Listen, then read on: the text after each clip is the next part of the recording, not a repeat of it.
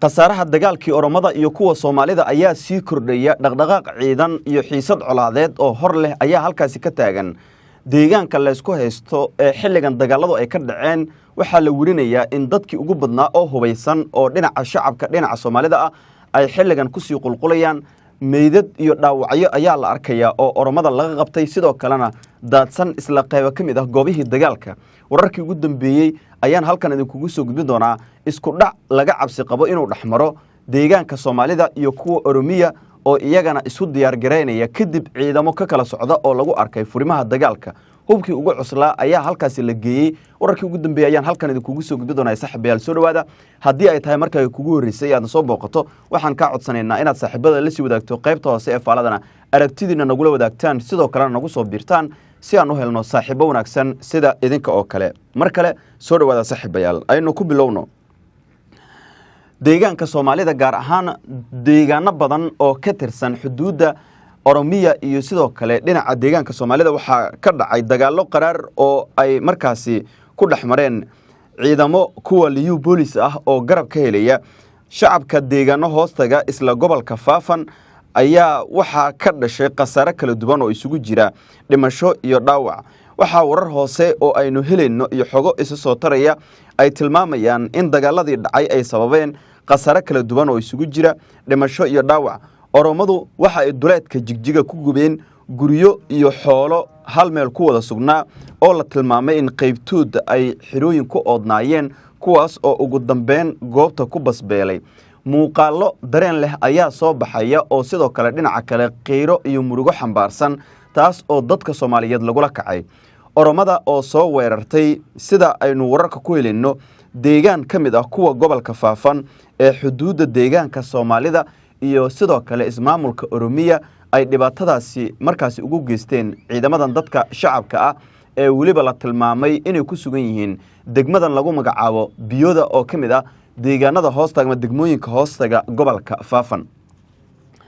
Biyooda iyo sidoo kale deegaano badan oo ay ka mid tahay Sanjeeni waxa la tilmaamay inay ka mid yihiin meelaha hadda ay ku kala sugan yihiin ciidamadan hubaysan dagaalkii dhacay khasaarihii ugu xoogana ayaa ka dhashay waxaase la tilmaamay in Oromiya gaar ahaan ciidamo si weyn markaasi halkaas ay ugu daabuleysay oo loogu magac daray fanooda ay soo weerareen dadkan deegaanka ah ee waliba ku sugan degmada Biyooda ee gobolka Faafan ee deegaanka Soomaalida halkaas khasaarihii ugu xoogana ayaa ka dhashay baraha bulshada waxa si weyn uga baahay oo waliba la tilmaamay inay qabsadeen meydad tirabeel ah oo Oromada ah iyo dhaawacyo qaarkoodna la tilmaamayo in ciidamadii dhinaca Soomaalida gaar ahaan dadkii deegaanka ee Biyooda joogay ay ka soo duubeen muuqaaladaas kuna baahiyeen baraha bulshada iyaga oo waliba dhaawacyadii la qabtay oo qaarkood ay ku jiraan kuwa fudud iyo kuwa culusba ay gargaar u fidiyeen sidoo kalena kuwii geeriyooday ee meedadka ahaa ay ka carareen dhinaca Oromadana la tilmaamay inay ururiyeen oo waliba ay ku wareejiyeen ciidamo kuwa Oromiya ah oo si gaar ah kuwa booliiska ama liyu booliiska lagu magacaabo oo sheegta inay ka madax banaan yihiin dagaalka laakiin dhinaca kale Soomaalidu waxa la tilmaamay in iyagana ay soo gaareen khasaare kala duwan oo isugu jira dhimasho iyo dhaawac deegaankan lagu magacaabo Biyooda ciidamadii ugu badnaa ayaa la geeyay oo dhinaca liyu booliis ka socda sidoo kale waxa la tilmaamay in cabsi dagaal ay jirto dhaqdhaqaaq ciidan halkaas uu ka socdo hubkii ugu cuslaa la geeyay deegaankan oo saacadihii la soo dhaafay la dareemayay dhaqdhaqaaq ciidan iyo culeysyo xoogan oo dhinaca ammaanka ah oo la saaray degmadan Biyooda oo dhawaan la aqoonsaday oo Soomaalidu ay degan yihiin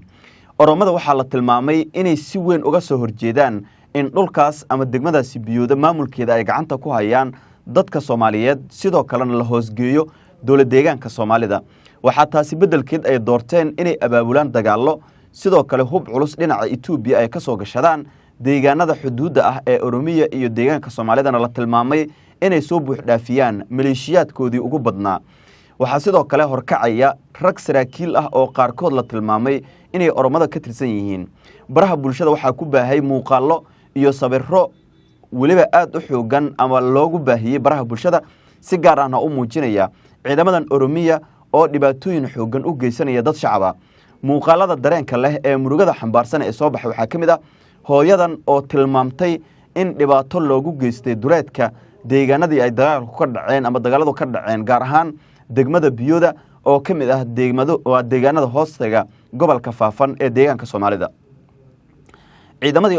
Oromada markii dagaalka lagu jibiyay waxaa la tilmaamay in 4 qof oo rag ah ay wadada markaasi ku arkeen sidaasna ay madaxa uga wada jareen sidoo kalena xiriyo ay ku oodnaayeen xoolo noolna halkaas ay dab ku qabadsiiyeen ilaa ay ka basbeelaanna halkaas ay ku sii sugnaayeen iyaga oo waliba dadkii ku sugnaa isla goobta dhibaatadaasi ay ka fulinayeen ay isku dayeen inay ka hortagaan kana qabtaan sidoo kalena xoolahooda badbaadsadaan laakiin waxa ay ku tilmaameen haddii ay tagaan ama xitaa ay u dhowaadaan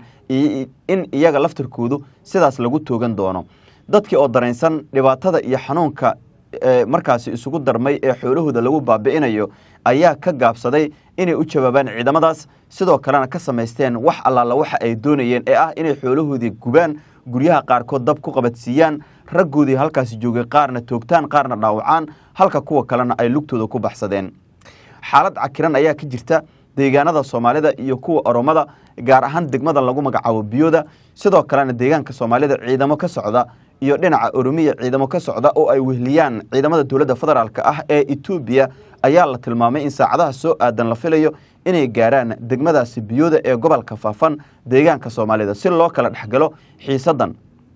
ilaa hadda ma jirto deegaanka Soomaalida iyo dhinaca ismaamulka Oromada war rasmi ah oo ka soo baxay dagaalkan iyo waxa uu salka ku hayo odayaal dhaqan ayaa siyaabooyin kala duwan warbaahinta ula hadlay sidoo kale waxa la tilmaamay in ciidamadii ugu badnaa iyagana ay ka soo muuqdeen baraha bulshada si gaar ah degmadaasi Biyooda ee gobolka Faafan oo saacadii la soo dhaafay la tilmaamay in khilaaf xoogan uu ka jiray dagaaladii halkaas ka dhacayna ay sababeen in difaacyo adag laga qoto banaanka magaalada si loo difaaco oo dadka Soomaaliyeed ee halkaas ku nool dhibaato aysan uga soo gaarin kuwa Oromada ee doonaya inay halkaas xoog ku qabsadaan oo waliba dhul ballaarsi ay ka sameeyaan dagaalo hore uga dhaxmaray dhinacyadan oo waliba deegaanada Nageyle iyo Dhakasuuftu oo gobolka Liibaan ka tirsanna jab xoogan lagu gaarsiiyay laakiin haddu colaadu ay u wareegatay dhinaca gobolka Faafan ee deegaanka Soomaalida gaar ahaan degmada lagu magacaabo Biyooda oo dhibaatooyin xoogan hore ay uga geysteen qowmiyadan Oromada sidoo kalena uu dagaalkooda salka ku hayo aqoonsiga degmanimo ee ay heshay degmadaasi Biyooda iyo shacabka deegaanka oo iyagana isku heelaya inay horumar ku sameeyaan degmada sidoo kalena halkaas ay ka saaraan qof walba oo Oromo ah gaar ahaanna la isdhihi karo halkaas ayuu awood ku yeelan karaa sidoo kalena ku soo kala wareegi kara dadka Soomaaliyeed ee halkaas ku sugan isla sidaas oo kale Oromadu waxa la tilmaamay inay ku doodeyso in degmada lagu magacaabo Biyooda la hoosgeeyo ismaamulka Oromada oo halkaas laga xukumo halka maamulka iyo dawladda federaalka la tilmaamay inay ku doodayaan gaar ahaan deegaanka Soomaalidu in si rasmi ah loo horgeeyo degmadan deegaanka Soomaalida oo waliba ay ka mid tahay maadaama dad Soomaaliyeed ay maamulaan sidoo kalena ay wada degan yihiin xaaladda ayaa cakiran meelaha qaar rasaas ayaa laga maqlayaa dagaalo ayaa socda wali ma jirto war rasmi ah oo ka soo baxay dawladda federaalka ah ee Itoobiya warbaahinada gudaha ee deegaanka Soomaalida iyo Oromadana waxaa la tilmaamay inay si bareer ah ugu bareereen tabinta dagaaladan oo la tilmaamay in geeska kale uu warar markaas iskhilaafsan ay ka baahinayaan dagaalkan oo dhinaca Oromada ka yimid ayaa hadda u muuqda inuu sii daba dheeraanayo bishan ama sanadkan bilowgiisa ayay ahayd kadib markii dagaalo qaraar ay ka dhaceen isla gobolkaas oo lagu jibiyay kuwa Oromada dhibaatooyin xoogan doonayay inay halkaas ka geystaan laakiin hadda guriyihii ay gubeen ayaa qaybtood la warinaya in lagu xisaabtamayo meelo kamid ahna durba ay ka bilowdeen dhaqdhaqaaq aad u xoogan oo lagu doonayo in xoolihii halkaasi ay ka geysteen ama ay ku dileen markaasi la diiwaangeliyo si loogu gudbiyo dhinacyada markaasi ka dambeeya ee waliba gadaalka ka riixaya dagaalkan wixii ku soo kordha barnaamijyada wararkana dambe ayaan kugu soo gudbin doonaa haddii ay tahay markaa kugu horeysay aad soo booqatana ilaa dhamaadkana nala soo gaarto waxaan ka codsanaynaa inaad saaxiibada la sii wadaagto muuqaalkana meel dheer nala gaarsiisaan sidoo kalena nagu soo biirtan saaxiibayaal